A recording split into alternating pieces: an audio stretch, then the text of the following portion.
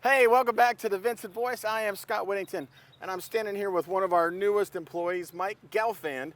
And tell me, you just said it. He literally just said what his job title was: social worker coordinator. Coordinator. Okay. And so, what does that? What does that mean? Well, you know what? Let's start with what you did before you got here, because I always like to start off that way. I apologize.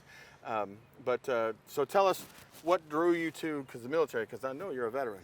Yeah, so I actually am a veteran, and before I came into the VA system, I actually was a clinical social worker in the United States Air Force. And one of my first assignments was at Scott Air Force Base right outside St. Louis, Missouri. And I actually was one of the first medical social workers to actually work with a lot of our high-risk population groups, including our oncology, infectious disease, OB/GYN, and hemodialysis. So I actually was involved in the case management and individual providers for those veterans. And then I also was at the Charleston Air Force Base after that assignment, and I actually coordinated the substance abuse programs at Charleston Air Force Base for our veterans and family members. So you've got some experience. How long did you spend in the Air Force? 6 years. 6 years Air Force. All right. Now, you know, when you walk up to the recruiting office and you see all of them lined up right there, what drew you to the Air Force window or the door? Sure. Actually, my father was in the Army. I've had family members in the military, so I have looked at ways to really work with our veterans in that capacity. Okay. So you were ready to rock and roll as soon as you hit the door. That's good to hear. Okay. So when you left the military, you weren't done yet. So you headed over to VA. All right. So tell us about why the VA out of all the jobs you could have had. Well, as I mentioned, being a veteran here, I really wanted to focus on dedicating and devoting a majority of my social work clinical experiences, and what better way actually to work with our veterans here. And it's probably been the best satisfying work experience that I've been in the system for over 25 years, and I have no complaints at all. And it's very, very important that we provide the best quality services for our veterans, and looking at ways to actually create new programs and services for our veterans here at Dublin. Okay, and so let's talk about that, because you got some stuff coming down the pike. Tell us what you got going on. We do. We actually are going to have a brand new program that's going to be developing in the next few months. We're actually looking to implement an intensive outpatient substance abuse program, and that's going to be a brand new program here at Dublin, and we're looking to start that sometime in October of this year, and that's really going to be involved in improving the quality of our services for our veterans, looking at ways to improve our access, our efficiency, our effectiveness for our veterans, and we're also going to be providing at least 3 groups and classes 3 times a week for our veterans. Okay. And that was for substance abuse. Correct. You mentioned another one too, right? Yes, we're actually looking also sometime next fiscal year to develop an outpatient PTSD program. Of course, we have PTSD is available through a majority of our mental health providers through individual or video connect. But again, we're going to be doing the same process for our PTSD veterans. Again, that's going to start sometime next fiscal year. Okay. Now, if a veteran is interested in learning more about these type of programs, who do they need to talk to, and how do they get started? Or actually, what they can do is they can contact the main mental health a number for appointments here, or they can contact myself, and I can actually provide them any additional information that they may have. Okay, and that's Mike Gelfand. All right, okay, so what is new over at Mental Health? Because y'all are in that new building. If you're not aware, we got a giant new building in front of our facility that's all mental health. The old 5B area has been cleared out, so if you come in here, that's where you got to go. And so they walk in and they just talk about. So actually, that is correct. So actually, when they actually come into our new building, we have a state-of-the-art brand new building. And again, I've been at numerous other VA facilities, and this is probably one of the top buildings I've seen for mental health. You heard it. So really, this is really a great opportunity for our veterans here. And again, when they come into the building, they'll be welcomed. Again, we provide individual therapy and also group sessions as well. Again, it just depends on your treatment. Again, our treatment in mental health everything is individualized here as well. Okay, but you were talking about, so these things don't start till October. What can they do in the meantime if they're experiencing substance abuse or PTSD issues? Sure. Actually, right now we do actually have an outpatient substance abuse program that's available for all veterans that have a primary substance abuse diagnosis here. So if they're interested, they can speak to any of their providers in their PAC teams or at mental health, and the provider can put a consult in for outpatient substance abuse services for either substance abuse services, and if they're also interested in PTSD, they can speak to their mental health provider about that as well. Okay. All right. Well, very well. I mean, I think we covered everything. Is there anything else you wanted to add about what's going on in mental health and why veterans who aren't signed up need to get over here? Well, as I said again here, we're really providing a lot of great new services here. As I mentioned, myself being in the VA for quite some time here, this is probably one of the best services that we've been providing for veterans here since I've been here. So again, numerous services are available: PTSD, substance abuse. We have also cognitive behavioral therapy. That's also therapy for PTSD as well. Okay. Well, I want to say welcome to Georgia. That's first. You're going to be doing this a lot during this thing, because we don't say winter's coming here. We say summer's coming, because we know the gnats and the heat is coming, and it'll be on us here shortly. So thank you for joining us. Thank you for being here. We'll do the elbow. Thank you. Appreciate and then the it. Power Twins. Thank you. And we'll be right back with more Vinson Voice. Hi, I'm Don Carswell. How do we know it's summer? Because the deals are hot here at Dublin Chevrolet. If you're beach bound or ready to relax in the mountains, your first stop should be Dublin Chevrolet. Dublin Chevrolet saves you $5,000 on the Trax LS. Pocket $10,000 in savings on this Silverado LD 4x4. And Dublin Chevrolet saves you up to $4,000 off this Blazer LT. Call, click, or come see us. Dublin Chevrolet, the only dealer you'll ever need.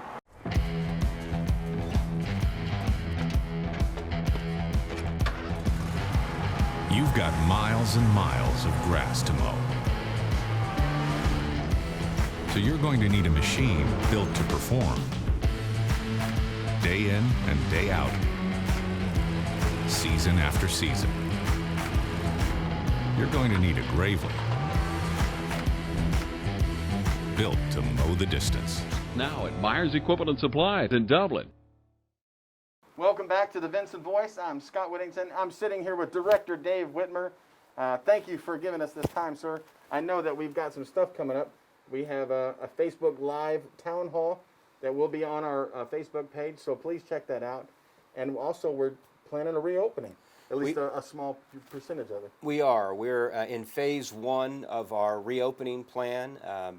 This is predicated on data around our area that the number of coronavirus cases that we've had over the course of the last 14 days have been steady and declining, and that is the gating criteria for us to have a phase 1 reopening.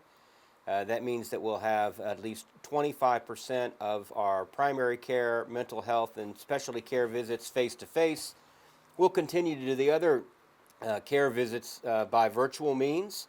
And we've been doing that for the last 3 months, virtual care appointments to include telephone, VA Video Connect, video teleconference, as well as secure messaging. And we'll continue to do those as we work through the next few phases of our reopening. Okay. So what is you already pretty much described the first week. And this begins Monday the 15th? Yes, Monday, June 15th, we'll have that phase 1 reopening. And what that means is veterans will who have appointments will be able to come in, and we'll have waiting areas that are specially marked. We'll have waiting areas that have appropriate social distancing, and then also veterans that come in will be required to wear face coverings, just as we are. Again, the importance of wearing those face coverings. First of all of our staff wear the face coverings because we understand the science associated with the coronavirus, and that if I'm wearing a mask and if another person is wearing a mask, the likelihood of transmission, particularly when you have the social distancing, is very low. And that's really what we want to do, is reopen in a very safe way for our veterans as well as our staff. Okay. After the first week, we'll continue to monitor the number of cases that are in the surrounding area and look at whether or not we can increase the number of face-to-face visits. And then later in the month, we will start to have our elective procedures, particularly surgical procedures, the GI, endoscope, and colonoscopy cases. While we've had emergent cases for surgery come up, we're going to be going back into scheduled routine care, hopefully by the end of this month. Okay.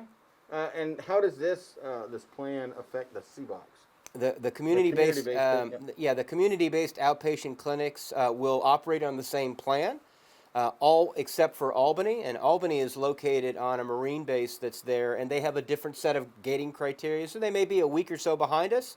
But we'll keep our veterans in the Albany area aware of the reopening for that clinic. Our staff are in the Albany clinic, and they're conducting virtual care appointments, both primary care and mental health and other appointments through virtual modalities. And we look forward to having those veterans in Albany be there face-to-face as well, but probably be a week or so after that. Okay. I also want to make sure that everybody is following us on Facebook and Twitter. And make sure your email is in the system, because that's the way you have a direct connect to them to send out messages. And you can see what's going on social media. You can catch the town hall. We do.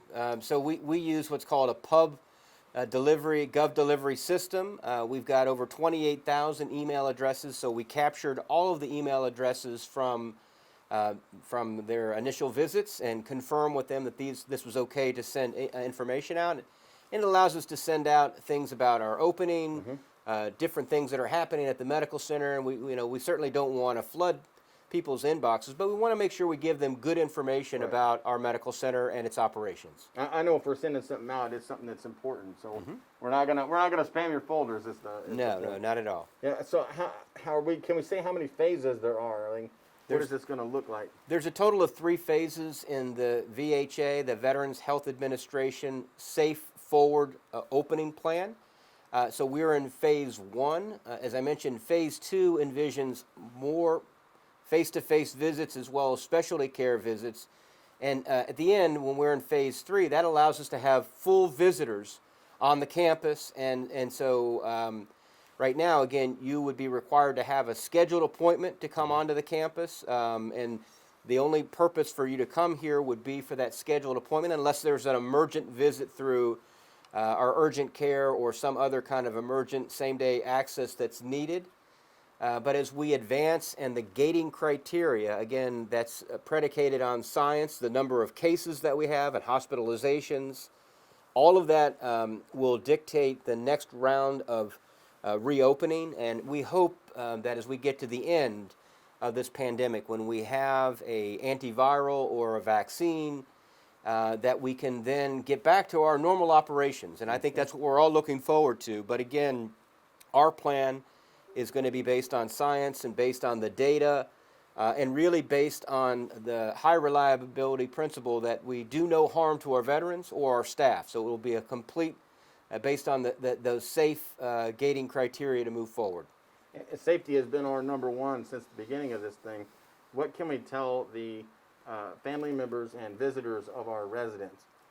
So one of the things we're most proud of is the fact that we've had a chance since early on in this crisis to make sure we keep the residents we have here at our medical center safe. We have about 165 veterans as part of our community living center. Think of it as an old age home for veterans, as well as in our domiciliary programs. We had no COVID-related deaths among those veterans. We tested all of those veterans as well as all of the staff that provide care to those veterans, and really only had a few cases. I'll have the exact number on the slide deck that we present at the town hall, but a few number of cases that we were able to isolate and do the appropriate contacting and tracing of those individuals, and to make sure that there were no outbreaks anywhere else. But we've been very, very fortunate. A lot of that has to do with the fact that we have followed the CDC guidance, we have followed the right science, we have staff that are responsible for cleaning high-touch surfaces at least 3 times a day, and then the investments that we've made in our medical center, particularly the number of rooms that we have for veterans that are single occupancy rooms, that certainly has helped with transmission. Of course, all of our staff are required to wear masks, and in those rooms where we have a potential what's called a droplet precaution, or there's someone we presume could have COVID based on fever or other conditions, we have a different level of personal protective equipment that our staff wear in those cases. And I also want to be clear that we have plenty of personal protective equipment for our staff, as well as for the veterans that will come to our medical center. We will provide any veteran who comes to the medical center a cloth mask. Some of these were donated to us, but we also purchased thousands of these, so we'll have those available. And again, as a condition of coming in to get care, our veterans will be required to wear a mask. And I recognize for some of our veterans it can be uncomfortable, but the reality is that we want our veterans to understand the whole purpose of wearing the mask really is the same philosophy that you had in military service, that you never left a soldier behind. And the reality is that you're wearing that mask to protect other people.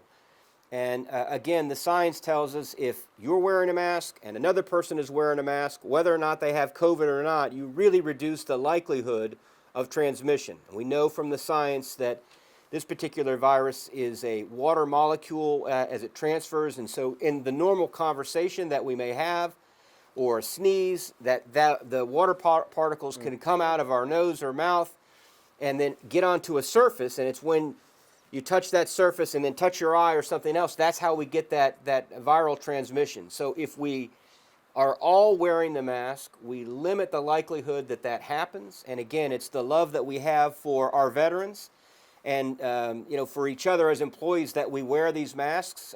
Again, recognizing they're not the most comfortable, particularly as we get into the summer. But until we have an antiviral or some kind of a vaccine, we all are at risk, and we need to make sure we do the best we can to mitigate the risk for ourselves as well as for others.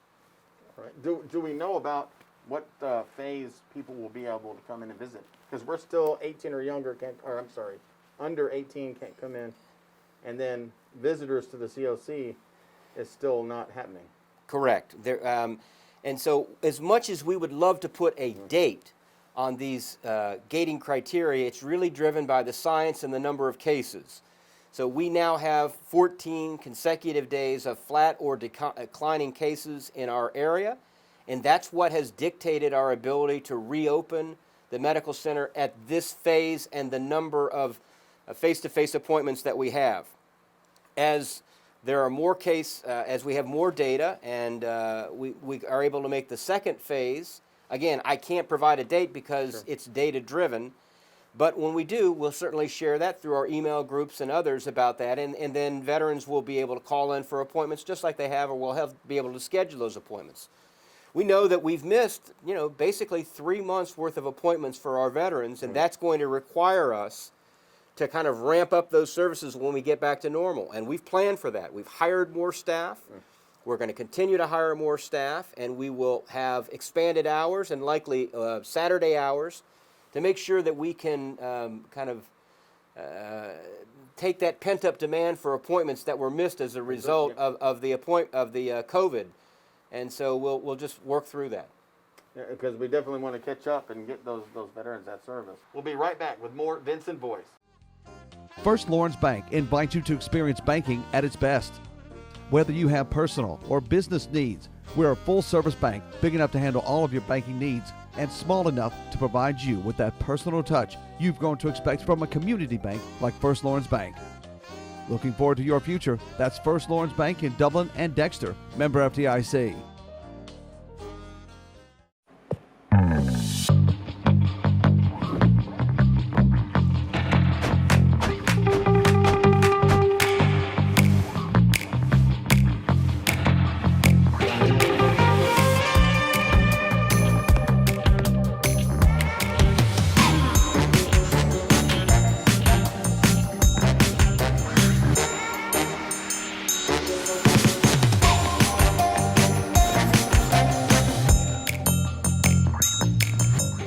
Quality products and installations since 1985. That's Four Seasons. So what else do we need to tell our veterans about the reopening plan? We do have the town hall they can see on Facebook. That'll be a lot of information, as well as the slide deck will be posted on our Facebook page. So definitely make sure you check that out. Yeah, we just want to reiterate to our veterans that our plan to reopen our medical center is going to be based on science. It's going to be based on the latest information that we have in terms of the numbers of cases we have in the area. It will be designed for safety, the safety of our veterans, the safety of our staff. We want our veterans to know that they can come in and get great care and be safe. But we also are going to make sure we're diligent. As I mentioned, I've been very proud of our efforts, particularly in our community living center. I think we all know when we read about the over 100,000 deaths that have occurred in our country, that many of them have occurred in nursing homes across the country. And I'm very proud to say that in the VA system, we've had a very few number of deaths in nursing homes and 0 here at the Carl Vincent VA Medical Center, even though we're a very large nursing home. As I mentioned, 165. Yep. And then we received an additional 11 veterans from Atlanta. As Atlanta was opening up a new COVID ward, they needed space for that, and we were very pleased to provide that outstanding care to those Atlanta veterans as well. And we're pleased that that's how we are known across our network, as a outstanding care for geriatrics and for seniors. And again, we've taken great precautions. The high-touch cleaning that I mentioned, the single rooms, the fact that our veterans, as much as we would love their family members to be able to come in and visit them, we limit all of the visitations. We limit all of the activity within the CLC neighborhoods, that only staff that are designated to work in those areas stay just in those areas. So we've taken every precaution we can to prevent COVID from coming into the medical center in the first place, and then preventing any kind of community spread. We've had a very robust testing program of all of our veterans as well as staff. Over 1,000 tests we've done within the medical center between veterans and staff, and we will ramp up our testing as well. We have plenty of active test kits, and we have the capacity to test more than 300 per day as we coordinate with our sister facility in Columbia. As we move towards what are called the swab tests, we'll start to work on antibody tests that will be a bloodborne test and allow people to know if they've had any exposure at all to COVID, and therefore the potential of having that exposure, and perhaps they would not be susceptible to COVID again.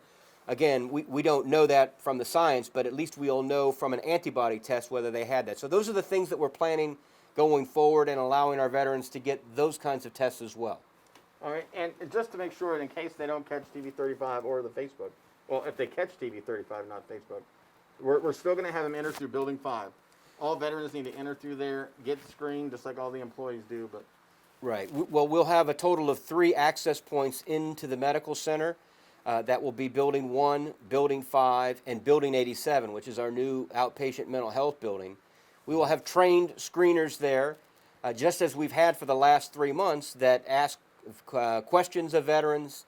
Then we also do a temperature scan, and then we require everyone who enters the medical center, as I mentioned, to have a mask, but then also to sanitize their hands, to use hand sanitizer or to wash their hands, but that's a requirement as well for us. And again, we do this because we know that if we follow all of those protocols, it's going to be much less likely that we would transmit COVID to any one of the other people in the medical center, including those veterans we have that are highly at risk in our community living centers.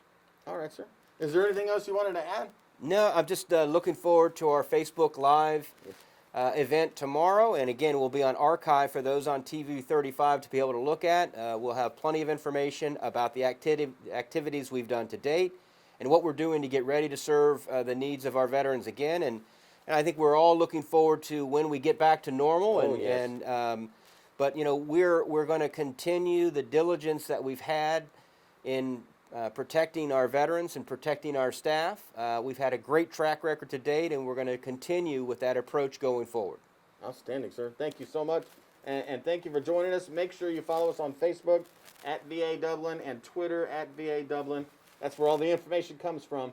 Thanks for joining us, and we'll see you next time on Vinson Voice.